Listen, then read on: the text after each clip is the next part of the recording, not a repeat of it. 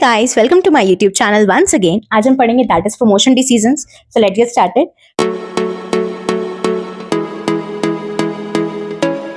सबसे पहले मीनिंग क्या होता है प्रमोशन डिसीजन का? यानी कि एक ऐसा डिसीजन जो कि कंपनी लेती है to communicate with customer regarding a product और सर्विसेज।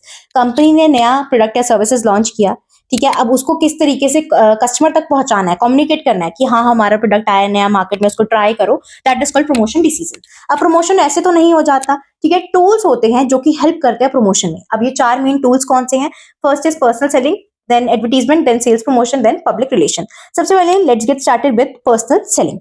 Personal selling क्या होता है? Face to face interaction between seller and buyer to persuade a customer to purchase a product. यानी कि यहाँ पे कस्टमर और सेलर एक ही मार्केट में मिलते हैं, आपस में बात करते हैं। सेलर जो है इन्फॉर्मेशन प्रोवाइड करता है, कस्टमर अपनी कंफ्यूजन क्लियर करता है रिगार्डिंग अ प्रोडक्ट और सर्विस। देन उसके बाद जो सेलर है वो पूरी कोशिश करता है कस्टमर को मनाने की कि वो प्रोडक्ट को खरीदे। परसुएड मतलब इन्फ्लुएंस करना, मनाना, ठीक है। अब देखो फीचर्स में आपके पास आता है टू वे कम्युनिकेशन। देखो पर्सनल सेलिंग में कस्टमर और सेलर आपस में बात करते हैं, कस्टमर अपने ओपिनियन रखता है, सेलर जो है उसकी कंफ्यूजन को क्लियर करता है या इन्फॉर्मेशन प्रोवाइड करता है। दैट मींस दोनों की तरफ से कम्युनिकेशन है। Next is direct contact. Direct contact का मतलब है यानी कि कस्टमर और सेलर आपस में, इनके बीच में कोई भी इंटरमीडिएरी नहीं होता। ऐसा नहीं है कि कोई बीच में एक मिडिल मैन बैठा है, कस्टमर जाके उसको अपनी प्रॉब्लम बताएगा, देन वो आगे सेलर को बताएगा, ठीक है। डायरेक्ट कॉन्टैक्ट होता है। Next is reduce confusion. For example एक नया प्रोडक्ट आया मार्केट में XYZ, ठीक है, कोई नूडल्स आ गए, ठीक है। अब कस्टमर को समझ नहीं आ रहा कि उसको कैसे यूज करना है या क्या है, ठीक है, इंटरनेशनल ब्रांड है, ये कुछ भी हुआ तो कस्टमर ने जाके सेलर से पूछा, सेलर ने बता दिया, ठीक है। वैसे तो यूजुअली देखो उसके पीछे लिखी होती है उसकी यूसेज वगैरह, पर मान लो कोई ऐसी चीज है जो उसको फिर भी समझ नहीं आ रही या वो एजुकेटेड नहीं है ज्यादा है, कुछ भी है, तो उसने क्या किया, सेलर ने उसकी कंफ्यूजन को रिड्यूस कर दिया। Next is long lasting relation. अब लॉन्ग लास्टिंग रिलेशन का मतलब होता है जैसे कस्टमर गया सेलर के पास, सेलर ने उसको इन्फॉर्मेशन प्रोवाइड करी कि देखो आज ना मार्केट में नया शैम्पू आया, इसके इंग्रेडिएंट्स हैं, ये हेयर फॉल में कम मतलब हेयर फॉल कम करता है, डैंड्रफ को कम करता है। आपको अच्छा लगा, आपको उससे बात करना भी अच्छा लगा, सेलर की नॉलेज भी अच्छी लगी, आपने वो प्रोडक्ट वहां से खरीदा। अब क्या हुआ कि लॉन्ग लास्टिंग रिलेशन बन गए। जब आपको समझ में आ गया कि सेलर ने आपको साथ के साथ मान लो ये भी बोल दिया कि अगर आपको कोई प्रॉब्लम आई ना तो आफ्टर सेल सर्विसेज भी मैं प्रोवाइड करूंगा, यानी कि जब आप लेकर जाओगे प्रोडक्ट उसके बाद भी मैं आपकी हेल्प करूंगा। कोई प्रॉब्लम आई कंपनी से एक्सचेंज करवा दूंगा या कुछ भी हुआ, तो वो क्या हुआ, लॉन्ग लास्टिंग रिलेशंस बन गए, क्योंकि कस्टमर को भी समझ में आ गया कि ये जो सेलर है वो अच्छा है, सुनता है, प्रॉब्लम्स को क्लियर करता है, ठीक है। Next is immediate feedback. अब देखो अगर आपको कोई भी चीज अगर पसंद नहीं आई फॉर एग्जाम्पल, या पसंद आ गई, या कोई भी नया प्रोडक्ट मार्केट में लॉन्च हुआ, फॉर एग्जाम्पल कोई ऑयल हुआ, आपने बोला कि नहीं यार देख वैसे तो अच्छा है लेकिन ना इसमें मेरे को 2-3 हर्ब्स की प्रॉब्लम आ रही है, वो इसमें मिसिंग है जो कि न्यूट्रिशियस होते हैं, ठीक है, कोई ऐसी चीज जो कि न्यूट्रिएंट्स या कुछ भी ऐसी चीज, कोई किसी भी चीज में कमी है तो उससे जाके बताया, तो दैट मीन्स आपको इमीडिएट फीडबैक मिल गया। Next is educate the customer. Educate customer का मतलब ये है कि आप गए, आपने एक प्रोडक्ट के बारे में पूछा, सेलर ने आपको उसके बारे में इंफॉर्मेशन दी, ठीक है।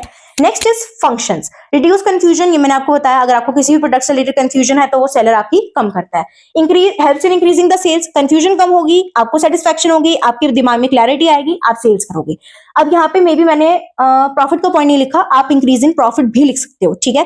पहले बता देना सेल्स होती है, फिर लिख देना प्रॉफिट होएगा। Next is providing after sale services. Personal selling में क्या होता है, सेलर जो है आफ्टर सेल सर्विसेज प्रोवाइड करता है, यानी कि अगर आपको प्रोडक्ट में कोई भी कमी पेशी है, कोई भी दिक्कत आ रही है, तो जो सेलर है वो आपको बोलेगा कोई बात नहीं, जैसे गारंटी वारंटी पीरियड्स होते हैं, कुछ होता है ना, तो उसमें क्या होता है आफ्टर सेल सर्विसेज आपको मिलती है। Next is persuade customer. ये मेन एक्टिविटी मैंने आपको बताई थी, इसका मेन फंक्शन है, सबसे मेन फंक्शन है पर्सनल सेलिंग का कि कस्टमर को मनाना। कस्टमर ही नहीं मानेगा, कस्टमर ही आपसे इन्फ्लुएंस नहीं होगा, आपकी सेल्स कैसे बढ़ेगी, प्रॉफिट कैसे होगा, ठीक है। Next is long term relation. ये भी इसका फंक्शन है, इसकी मेन रोल या फंक्शन है, इसकी ऑब्लिगेशन है कि अच्छे रिलेशंस मेंटेन करना, ठीक है। नेक्स्ट आता है आपके पास increase repeated sales. Customer satisfy होगा, कंफ्यूजन क्लियर होगी तो सेल्स अपने आप बढ़ेंगी। नेक्स्ट आता है इंपॉर्टेंस या एडवांटेजेस। देखो ट्रस्ट बढ़ता है। पर्सनल सेलिंग में यूजुअली क्या होता है, जैसे कस्टमर आता है, उसने आपसे बात करी, उसको आपकी बातें समझ में आई, एक ट्रस्ट गेन हो गया, या जैसे आपने उसको आफ्टर सेल सर्विसेज भी दी तो एक ट्रस्ट बन जाता है कि हाँ ये पर्सन अच्छा है, कल को मैं इसकी शॉप पे दोबारा जाऊंगा तो ये मेरे को अच्छे से ट्रीट करेगा, इन्फॉर्मेशन सही देगा। अगर इसको लगेगा कि नहीं किसी चीज में मेरा फायदा नहीं भी हो रहा तो ये मुझे सीधा रोक देगा कि नहीं यार ये आपके काम की चीज नहीं है, आप मत खरीदो, ठीक है। Next is increasing the sales.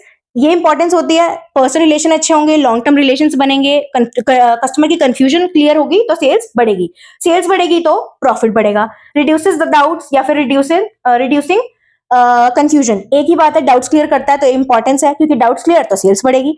Next is long term relations, फिर वही सेम चीज घुमा घुमा कर सेल्स अच्छी होगी, रिलेशन अच्छे होंगे, कंफ्यूजन क्लियर होगी, आपस में इनका रिलेशन है, लिंक है, ठीक है। नेक्स्ट इज प्रोवाइडिंग इन्फॉर्मेशन, इसकी मेन इंपॉर्टेंस ये है कि आपको इन्फॉर्मेशन गेन कर सकते हो आप एक सेलर के पास जाके कि बता यार ये प्रोडक्ट किस बारे में है, मुझे खरीदना चाहिए नहीं खरीदना चाहिए, इसका कंटेंट क्या है, इसके इंग्रेडिएंट्स क्या है, ठीक है। नेक्स्ट इज डिसएडवांटेजेस, एक तो ये कॉस्टली है। कॉस्टली कैसे है, जैसे मान लो इतने सारे सेल्स पर्सन आपको इकट्ठे करने पड़ेंगे, एक स्टाफ रखना पड़ेगा, तो उसकी सैलरी दोगे, कॉस्टली है, ठीक है। Next is required skill staff, अब ऐसे आप किसी पर्सन को रिक्रूट नहीं कर सकते अपने ऑर्गेनाइजेशन में, स्किल्ड होना चाहिए, उसको सारी मार्केट नॉलेज, उसके प्रोडक्ट नॉलेज, उसको सारी नॉलेज होनी चाहिए, ठीक है। वो एम्पैथेटिकल होना चाहिए, यानी कि उसको कस्टमर के फीलिंग्स की या इमोशंस की कदर होनी चाहिए, ठीक है। Next is limited reach, reach कम होती है। अब देखो एडवर्टीजमेंट है, एक बार एडवर्टीजमेंट आ गई टीवी में, रेडियो में, बहुत सारी रीच है, हर बंदे को दिख रही है, भले वो खरीदे या ना खरीदे, लेकिन यहाँ पे रीच जो है आपकी कम हो जाती है। क्यों? क्योंकि पर्सनल इंटरेक्शन है, एक बंदा एक टाइम पे कितने ही कस्टमर को अटेंड कर लेगा। नेक्स्ट इज टाइम कंज्यूमिंग, वही अगर कस्टमर एक एक करके भी आप अटेंड करोगे तो टाइम कंज्यूमिंग होगा। Next is depends upon the salesman ability, अगर सेल्समैन की एबिलिटी है, वो परसुएट कर सकता है, इन्फ्लुएंस कर सकता है, किसी कस्टमर को मना सकता है, तो सेल्स हो जाएगी, नहीं तो नहीं होगी। Next is not suitable for low value products, अब देखो अगर तो बड़े वैल्यू के प्रोडक्ट्स है, टीवी है, रेफ्रिजरेटर है, एसी है, कुछ भी है, ठीक है, उसमें तो आपको पर्सनल सेलिंग चाहिए, क्योंकि कस्टमर एकदम से तो नहीं खरीद लेगा, थोड़ा सोचेगा, क्योंकि अमाउंट ज्यादा है। लेकिन टूथपेस्ट है, सोप है, इसमें आपको पर्सनल सेलिंग की कोई नीड ही नहीं है, मतलब आपको 10-20 रुपए की चीज, 50 रुपए की चीज, 100 रुपए की चीज, इसमें आप कितने ही बंदे से सिर खपाई करोगे, समझ में आई। नेक्स्ट आपके पास आता है प्रोसेस। सबसे पहले क्या होता है कस्टमर को हम आइडेंटिफाई करते हैं, आइडेंटिफाई करने का मतलब है कि टारगेट देखते हैं कि कस्टमर कौन है, क्या है। अब यहाँ पे जो सेकंड ये मैंने लिखा है ना, एक क्लाउड स्ट्रक्चर की फॉर्म में, स्क्रीनिंग कस्टमर, ये मे भी आपके हो सकता है बुक में हो, कईयों की बुक में हो सकता है, कईयों में नहीं भी हो सकता। स्क्रीनिंग कस्टमर का मतलब होता है आइडेंटिफाई कस्टमर, अब आपने कस्टमर को आइडेंटिफाई कर लिया, ये 10-15-20 जो भी है मेरे कस्टमर है। स्क्रीनिंग का मतलब होता है जो कस्टमर आपको लगता है प्रोडक्टिव है, यानी कि कुछ खरीद के जाएगा, उसको तो आप एक साइड कर लेते हो। जो आपको लगता है कि नहीं ये खरीद के नहीं जाएगा, ये बस टाइम पास करने आया कुछ भी, उसको आप ब्लैक लिस्ट में डाल देते हो, यानी कि एक तरह से साइड कर देते हो कि इस प्रोडक्ट पर, इस कस्टमर पे ज्यादा ध्यान नहीं देना है। नेक्स्ट इज प्रेजेंटिंग प्रोड्यूसर, अब देखो स्क्रीनिंग हो गई, 10 में से 5 लोग निकल आए, अब उनको आप प्रोडक्ट दिखाओगे, ठीक है। उसके बाद हैंडलिंग ऑब्जेक्शन, अब प्रोडक्ट दिखाया, अब ऐसे तो है नहीं कस्टमर एक ही बार में मान जाएगा, कुछ ना कुछ क्वेश्चंस पुट करेगा, अच्छा अगर ये ना चला तो अच्छा ये कितने टाइम चलेगा, ठीक है।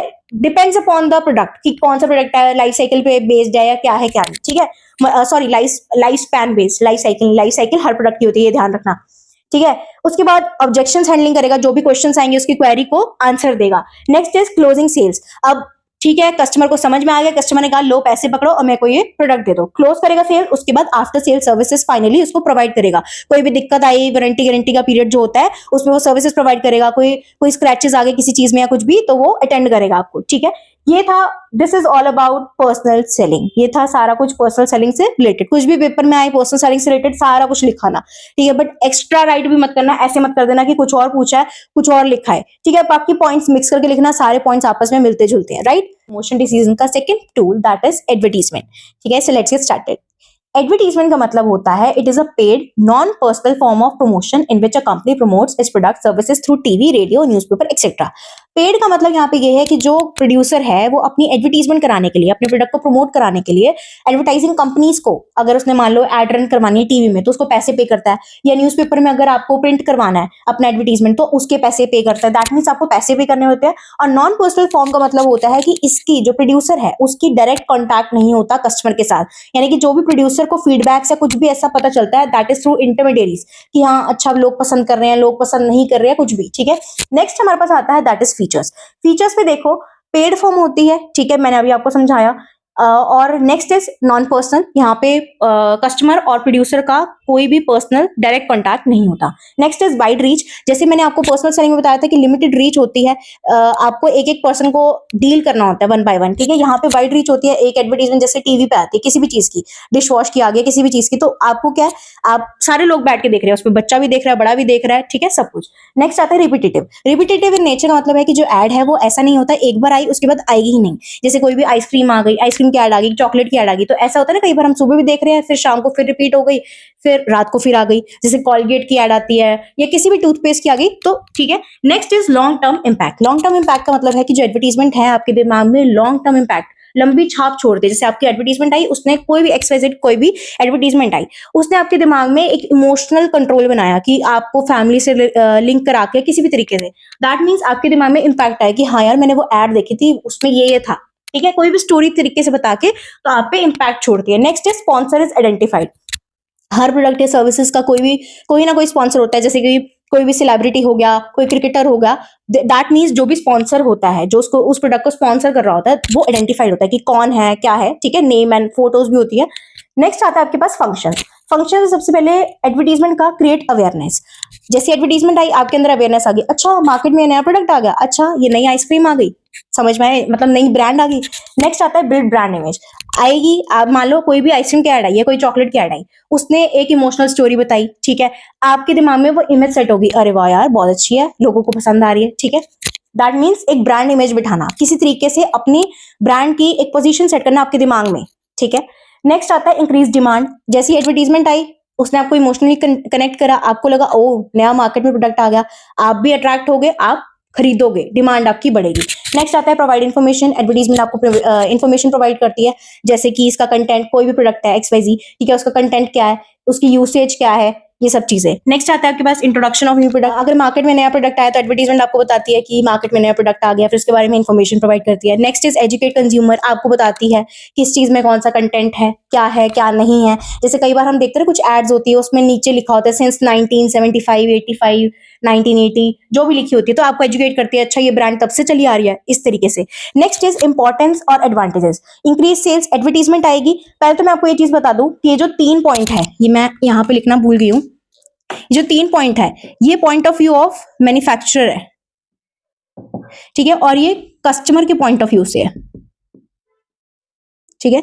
सबसे पहले इंक्रीज सेल। मैन्युफैक्चरर के अगर पॉइंट ऑफ व्यू देखें, अगर एडवर्टीजमेंट आ रही है तो उसकी सेल्स बढ़ रही है, लोगों को पसंद आ रहा है प्रोडक्ट, ठीक है, उसकी एक्सपेंशन हो रही है मार्केट में, वो अपना मार्केट शेयर बढ़ा रहा है, नई एडवर्टीजमेंट, नए मतलब प्रोडक्ट्स की एडवर्टीजमेंट कर रहा है। Next is increase profit. Sales बढ़ रही है तो प्रॉफिट बढ़ रहा है। कस्टमर की बात करूं, उसको प्रोडक्ट के बारे में नॉलेज मिल रही है, कंटेंट पता चल रहा है, इन्फॉर्मेशन मिल रही है, कौन सा नया प्रोडक्ट आ गया। कंपैरिजन कर सकता है, एक ब्रांड ए ब्रांड बी के बीच पे कंपैरिजन कर सकता है कि क्वालिटी क्वांटिटी वाइज कौन सा अच्छा है कौन सा नहीं है। देन उसके बाद सेव टाइम।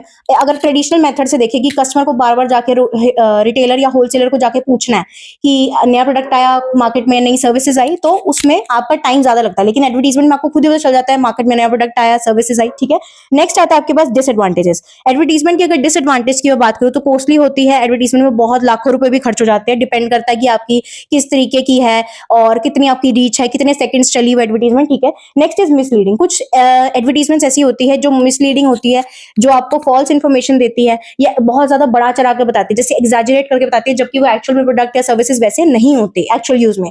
नेक्स्ट आता है इरिटेटिंग। कई बार आप बार बार सेम एड को देख के बहुत ज्यादा इरिटेट हो जाते हो। Next is increase prices. अब एडवर्टीजमेंट हो रही है, एक प्रोड्यूसर ने एडवर्टीजमेंट के पैसे दिए, जब वो अपना प्रोडक्ट बेचेगा तो वो उस एडवर्टीजमेंट की कॉस्ट को ऐड करके बेचेगा, क्योंकि कंज्यूमर के ही सिर पे आता है एट द एंड प्राइसेस का। तो आपको कहीं ना कहीं जो चीज मान लो 40 की बढ़नी थी, वो आपको 60 की बढ़ रही है, 70 की बढ़ रही है, ठीक है, तो प्राइसेस बढ़ रहे हैं। Next is wastage. वेस्टेज का यहाँ पे ये बात है, जैसे कई बार क्या होता है, एक एड जो होती है, पर्टिकुलर एक प्रोडक्ट होता है, वो एक पर्टिकुलर एज ग्रुप के लिए हो गया, जैसे मान लो 18 to 25 या जो भी, ठीक है।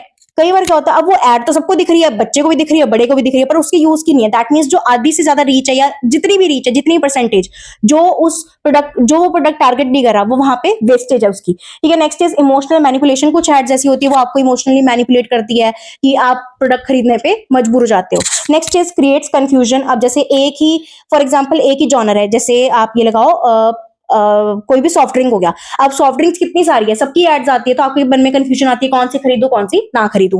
Next is negative social impact. कुछ एड्स ऐसी होती है जो कि किड्स के लिए नहीं होती, उनकी साइकोलॉजी के लिए ठीक नहीं होती, तो वो आपके दिमाग पे नेगेटिव साइकोलॉजिकल इंपैक्ट डालती है, बच्चे के दिमाग पे सही इंपैक्ट नहीं डालती। दैट्स ऑल फॉर एडवर्टीजमेंट, ठीक है। आई होप आपको अच्छे से समझ में आया होगा। कोई भी प्रॉब्लम है आप मुझे कमेंट सेक्शन में लिखो। I hope you like this video. Like share and subscribe. Thank you so much. जय श्री राम।